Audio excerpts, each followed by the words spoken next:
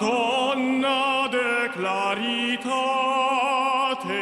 Signora de povertate, Stella clarissima.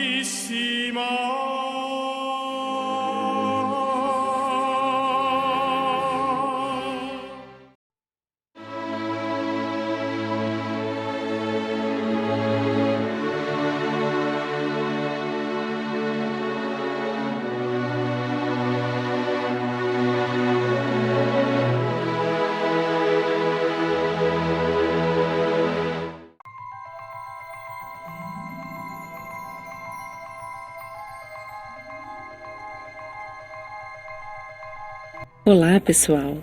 Hoje nós vamos falar de todas as dificuldades de Clara para encontrar um abrigo que fosse suave e coerente com a sua busca de renúncia. Vocês lembram que no episódio anterior falamos para vocês que Francisco deixou Clara no mosteiro de São Paulo? Pois é, esse mosteiro era famoso em toda a região por sua riqueza, poder e nobreza. Os primeiros dias de Clara lá foram passados em paz. Pela manhã, ela desceu ao coro com as freiras para assistir à missa. A igreja era pequena e aconchegante. Ainda encontramos os restos dessa igreja no cemitério de Bastia, onde o altar ainda é embalado pela mesma voz daquele mesmo rio mencionado no episódio anterior. As palavras da missa da segunda-feira tocaram Clara. E ela ouviu assim: julga, ó Senhor, aqueles que me perseguem. Derrota os que vêm contra mim. Prepare as armas e o escudo e levante em meu auxílio. Ó Senhor, virtude da minha salvação. E as freiras ainda cantavam: livra-nos dos nossos inimigos, ó Senhor, porque em Ti busquei meu refúgio. Clara pensou que talvez aquelas palavras fossem um sinal para mostrar os caminhos que ela iria percorrer. Ela conhecia bem o orgulho dos seus parentes e sabia que não se resignariam facilmente com a sua decisão. E como era de se esperar, os parentes vieram. E eram muitos. Parecia que iriam enfrentar um julgamento decisivo. A Madre Superior não se opôs, porque era um momento delicado e elas não podiam confiar na proteção de Roma. Por isso, era melhor usar uma certa prudência. Depois de um longo diálogo, foi decidido que os candidatos entrariam. Eles entrariam na igreja, onde se encontrariam com Clara.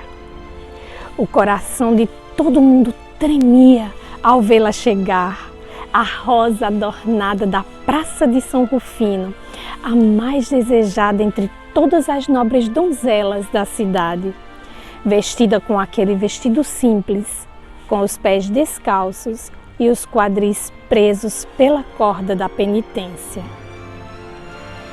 Mas conseguiram romper o silêncio e eles falaram sobre suas tristezas, sobre o desespero de sua mãe e das suas irmãs, lembraram o quanto a amavam, mostraram a vida que ela poderia ter, cheia de promessas e presentes.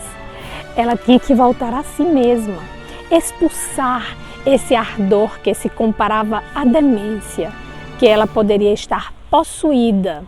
Ela precisava considerar a desgraça que causava à família por tanta infâmia sem igual em toda a cidade. Mas a esse ponto, quando os intercessores, faladores viram que ela não mostrava sinais de mudar seus propósitos, eles queimaram de raiva. Na igrejinha ecoavam os gritos dos familiares. Eles a apertaram, ameaçaram a agarrá-la e arrastá-la para longe. Era manhã de sexta-feira santa e a única toalha estava sobre a mesa do altar. simbolizando o lençol do funeral que cobria o corpo de Cristo. Clara rapidamente subiu os degraus e agarrou um pedacinho desse tecido para se proteger dos perseguidores. Ninguém poderia tocá-la sem cometer sacrilégio. Eles ficaram ao seu redor, como uma matilha de cães rosnando, acusando-a de ser uma rebelde contra o poder da família e amaldiçoando-a aqueles que tinham convencido tomar aquele caminho, em especial a Bona, que havia se tornado a sua maior cúmplice, as freiras que a mantinham ali, desprezando os estatutos e aos privilégios papais. De repente, quando o tumulto cresceu, ela removeu o pano que envolvia sua cabeça. O belo rosto pálido e resoluto apareceu, no qual os cavaleiros apavorados olharam o sinal que os fez tremer de horror. Ela não tinha mais o cabelo rico que espalhava ao redor dos traços delicados o reflexo vago de uma luz de ouro. A esse ponto, removendo o último véu de sua beleza mundana, uma atitude incomum a deixou estranha e distante de tudo aquilo que era do mundo, já partindo para uma região misteriosa da qual ela nunca mais retornaria. A Madre Superior chegou. As freiras deixaram claro que não era apropriado profanar a lembrança do sepulcro naquele dia de paixão. E assim, os parentes implacáveis partiram, sombrios e desapontados. Claro, não sem terem ameaçado que voltariam. E de fato, eles voltaram e renovaram suas ameaças. Mas tudo foi em vão. As freiras, no entanto, decidem que Clara deveria sair imediatamente do mosteiro por questões complicadas em que as irmãs poderiam se encontrar na parte do erro.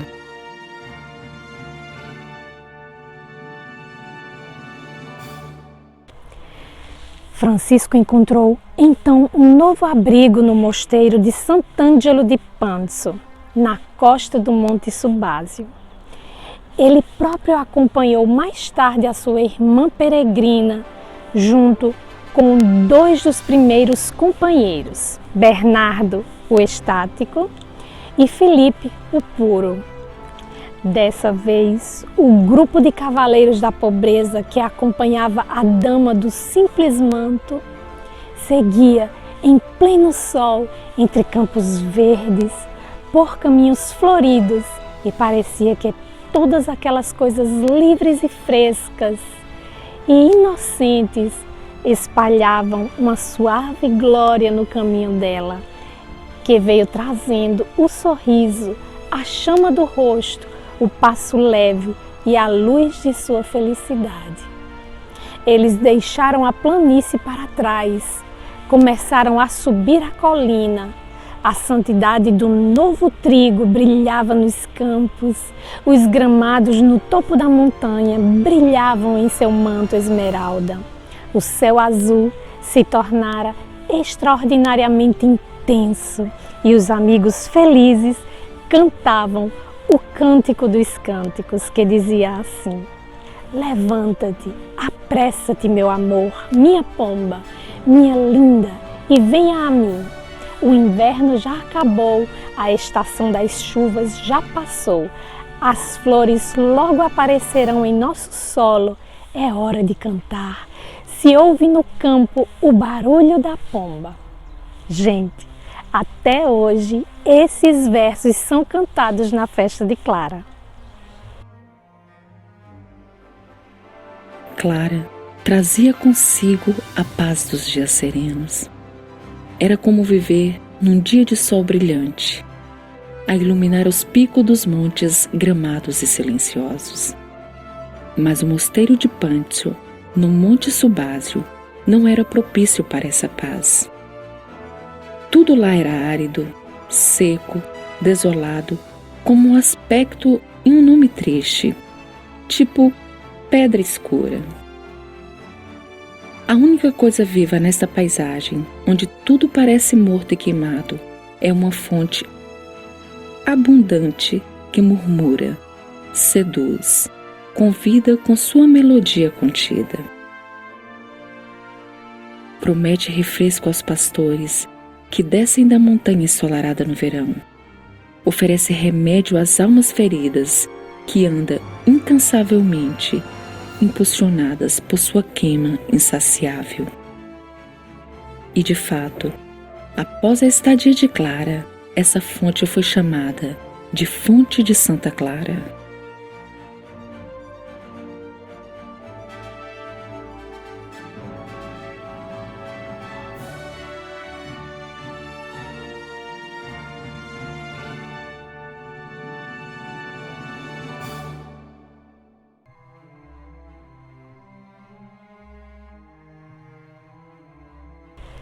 Não foi difícil para Francisco e Filipe convencer as freiras a receber Clara.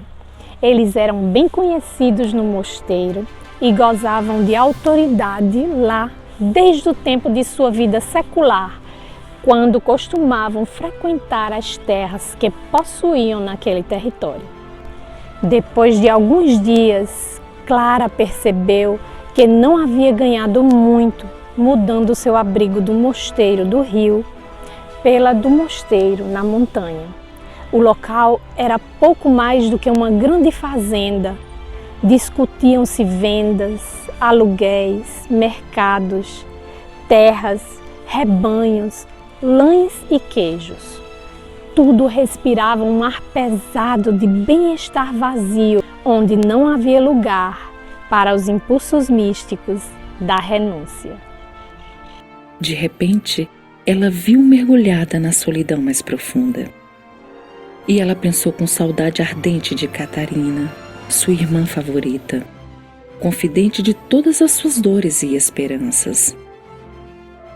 Ela pensou que foi doloroso desapegar-se dela e se perguntava a Clara por que aquela que estava mais próxima da sua alma no mundo agora não se juntaria a ela para servir o amado esposo. E suas orações foram tão eficazes que depois de alguns dias, Catarina se juntou a ela no novo lar. Então é isso, pessoal. No próximo episódio, vamos falar um pouquinho mais de Clara e Catarina. Até lá, paz e bem.